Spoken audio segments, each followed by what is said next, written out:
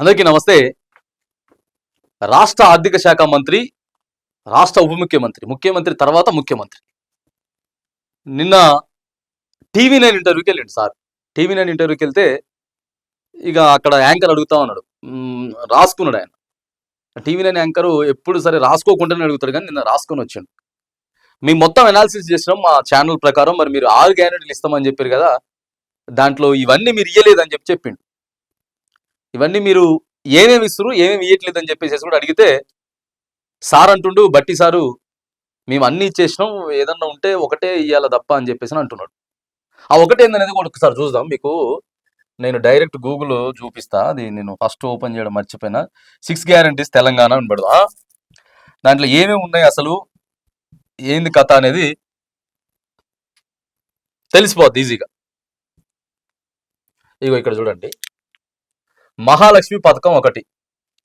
So నడుస్తుంది మహాలక్ష్మి పథకం. సరే కొద్ది కింద కావచ్చు, మీద కావచ్చు, బస్సులో కొద్దిగా పంచాయతీలు జరుగుతూ ఉన్నా కూడా నడుస్తుంది అది. ఇట్లా ఈ చాట్ పట్టుకుని అడుగుతున్నాడు. అక్కడ చాట్ పట్టుకుని అడుగుతుంటే 2500 ఎవ్రీ మంత్ ఉమెన్కి అవి ఇస్తుర్రా అని అడిగిండు. గ్యాస్ సిలిండర్స్ 500 అసలు ఎంతమందికి వస్తుంది, ఎంతమందికి రావాలి, అసలు ఇది యాడుందో తెలియదు. Free travel in RTC buses, okay దాన్ని యాక్సెప్ట్ చేస్తాం, యాక్సెప్ట్ చేయాలి, దాన్ని యాక్సెప్ట్ ఖచ్చితంగా చేయాలి. కాబట్టి ఇక దీంట్లో ఒక్కటి వస్తుంది, Rythu Bharosa every year 15,000 far farmers. తర్వాత రైతులందరికీ కూడా ఇస్తామని చెప్పారు. 15,000 ఏడిచ్చారు. మా వల్ల కాదని చెప్పి చేతులు ఎత్తేసి 6,000 ఇస్తున్నారు. అప్పటికి దాన్ని ఒక పంట ఎగ్గొట్టిండ్రు. ఒక పంట కేవలం 4 ఎకరాల లోపే ఇచ్చిండు. ఇవన్నీ అడుగుతుండే ఆయన. టీవీ9 అయినా ఇవన్నీ అడుగుతుండ్రు.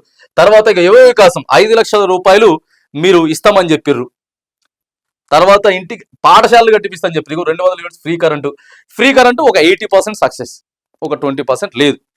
తర్వాత వచ్చేసేసి చేయూత 4,000 రూపాయల పెన్షన్ వస్తుందా? ఆ 2,000 రూపాయల పెన్షనే కదా రేవంత్ రెడ్డి సార్ ఏం చెప్పిండు, ఇది ఎంత పెద్ద బహిరంగ సభ, ఇదంతా అంటే 2 సార్. ఇంకేం లేదు, మనం గెలిచిన తర్వాత నెక్స్ట్ మంత్ నుంచి ఇగో ఎంత వస్తుంది. ఎప్పటికి 20 నెలలు అయిపోయింది, 20 నెలలు అయిపోయింది, రాకపోతే ఇక ఆరోగ్యశ్రీ అనేది 10 లక్షల రూపాయలు. సరే కొద్దిగా అది నడవాలి కాబట్టి నడుస్తూ ఉంది. సో ఏంటంటే మేము ఏదన్నా దీంట్లో మ్యాక్సిమం మీరు అన్నట్టు కాదు, అరకొర చూడండి. సారు మాట్లాడినటువంటి మాటల్లోనే ఎట్లా చెప్పిండో చూడండి. మరి ఒకవేళ ఇస్తే యాడిగిపోతున్నాయి ఇవన్నీ, మరి ఒకవేళ ఇస్తే ఇవన్నీ యాడిగిపోతున్నాయి. ఇస్తామని చెప్తున్నాడు సారు ఇస్తామని చెప్తున్నాడు. అందుకే మరి ఇవన్నీ యాడిగిపోతున్నాయి అని చెప్పేసి అడుగుతా ఉన్నాం. సారు మరి సమాధానం చెప్పాలి. చూద్దాం ఏం మాట్లాడింది సార్ అనేది. చెప్పని ఏం అడగట్లేదు, మీరు చెప్పిన అడుగుతున్నారు. ఇప్పుడు మీరు చెప్పిన అన్ని 6 గ్యారెంటీలు 50% కూడా ఇంప్లిమెంట్ కావట్లేదు. ఇంప్లిమెంట్ అయినాయి అరకొరగా ఇంప్లిమెంట్ అవ్వాలి. నేను కొంచెం రీసెర్చ్ వర్క్ చేసుకున్నాను, కావాలంటే మీకు చెప్తా. మహాలక్ష్మి అమలవుతుంది, అమలవుతుంది, దాన్ని యాక్సెప్టెడ్, ఎవరు దాన్ని కావట్లేదు. రైతు రుణమాఫీ ప్రాపర్ గా చేయలేదు అనేది ఒకటి.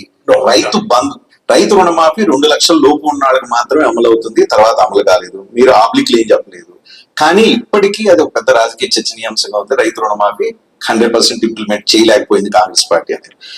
ఇందిరమ్మ ఇళ్ళు అన్నారు, 3,500 ఇళ్ళు మాత్రం ఇప్పటికి మంజూరు చేశారు.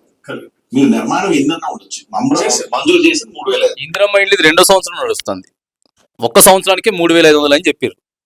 ఆ 3,500 కూడా బిల్లులు రాక కింద మీద అవుతుంటారు. వాస్తవం కాదా ఇది? గ్రౌండ్ లెవెల్లో 2వ సంవత్సరం, ఇది 2వ సంవత్సరం 3,500 ఇల్లు. ఇది పాక్షికమే అంటున్నారు. తర్వాత విద్యార్థులకు 5 లక్షల కార్డు అని చెప్పారు, ఇప్పటి వరకు ఇంప్లిమెంట్ కావట్లేదు. తర్వాత ప్రతి మండలంలో ఇంటర్నేషనల్ స్కూల్స్ అన్నారు, శంకుస్థాపన చేశారు, అది ఎప్పుడు కంప్లీట్ అవుతుంది అనేది తెలియదు. పెన్షన్ 4,000 ఇస్తామన్నారు, ఇప్పటి వరకు 2,000 అయింది, ఇంకా 2,000 పెండింగ్ ఉంది.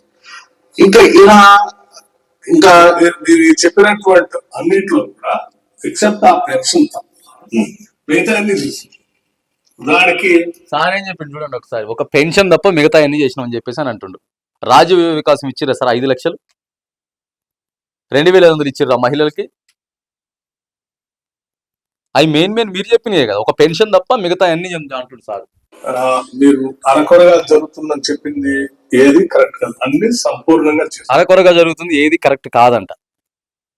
అంటే సార్ ఏం చెప్తున్నాడంటే అన్ని పర్ఫెక్ట్ గా నడుస్తున్నాయి అని చెప్తున్నాడు. మరి 2 లక్షల వరకు ఉన్నటువంటి వాళ్ళందరికీ రుణమాఫీ చెప్పలేదు. ఇంకా 2 లక్షల లోపు రుణమాఫీ చాలా మందికి కాలేదు. 2 లక్షల లోపు ఉన్నది. సరే 2 లక్షల తర్వాత అంటే వదిలిపెట్టండి. అది కూడా చాలా మందికి కాలే. మీరు ఈ చెప్పినటువంటి అన్నిట్లో కూడా 2 లక్షల వరకు ఉన్నటువంటి వాళ్ళందరికీ రుణమాఫీ ఒకటేసారి, అది కూడా కేవలం 3 నెలల సమయంలో చేయాలి. 21,000 కోట్ల దాకా దాదాపు చేయాలి. ఇది భారతదేశ చరిత్రలో ఎప్పటివరకు స్వాతంత్రం వచ్చిన తర్వాత nearing about 21,000 crores on the name of మళ్ళా స్వాతంత్రం వచ్చిన తర్వాత ఎందుకు సార్? స్వాతంత్రం దాకా ఎందుకు సార్? స్వాతంత్రం దాకా ఎందుకు చెప్పండి. సో సార్ ఏం చెప్తుండంటే ఇంక అన్ని ఇచ్చేసినాం అని చెప్పేసి అని అంటుండు. మరి ఎట్లా సార్? ఇది ప్రజలకి షాకే కదా. అంటే మీరు ఇంకా మేము ఇవ్వలేము, ఇచ్చినాయి అని చెప్పేసి అంటుండ్రా, లేకపోతే మరి ఏం చెప్తుందో అర్థం కానటువంటి పరిస్థితి అయితే ఉన్నది. మేము అన్ని ఇచ్చేసినాం అని చెప్పేసి అన్నాడు ముఖ్యమంత్రి సార్. ఏమో ఏం లేవు, మొత్తం ఖాళీ అయిపోయింది, మన దగ్గర ఏం లేదు అని చెప్పేసి సార్ కూడా చాలాసార్లు చెప్పుకుంటూ వచ్చిండు. సో ఈ నేపథ్యంలో మన ప్రజలకు సమాధానం చెప్పాల్సినటువంటి అవసరం ఉన్నది. 2,500 బాజాప్తా ఇవ్వాలా, పెరిగిన పెన్షన్ ఇవ్వాలి, పాఠశాలలు కట్టాలి, మంచి మంచి పాఠశాలలు మండల కోటి కడతామని చెప్పిర్రు, కాంట్రాక్ట్ ఉద్యోగస్తుని పర్మనెంట్ చేస్తామని చెప్పిర్రు. మరి ఇవన్నీ చెప్పిర్రు. ఇవన్నీ చెప్పిన తర్వాత TV9 అంటే పెద్ద ఫేమస్ ఉన్నటువంటి ఛానల్ అది. వాళ్ళకి మిలియన్స్లో ఉన్నారు సబ్స్క్రైబర్స్. అటు తెలుగు ప్రజలు, ఏపీ ప్రజలు, ఇటు తెలంగాణ ప్రజలు కూడా చూస్తారు అవన్నీ, ఆ ఇంటర్వ్యూలు అన్నీ కూడా చూస్తారు. మరి ఎట్లా చెప్తుర్రో ఏం చెప్తుందో అర్థం కావట్లేదు. కానీ మరి ఇస్తారా చిన్నగా, లేకపోతే మరి మేము ఇంకా ఇవ్వలేదు ఇస్తామని అనే మాట వేరు, కానీ మీరు చెప్పింది అరకొర అనేది చాలా తప్పు, మేము ఖచ్చితంగా అన్ని ఇచ్చినాం, ఏదో ఒకటి తప్ప అని చెప్పేసి మరి సార్ అయితే తెలంగాణ ప్రజలకి కొంత షాక్ ఇచ్చేటటువంటి మాటలు అయితే మరి సార్ ద్వారాగానే మనం వినేది కూడా మనం చూస్తా ఉన్నాం.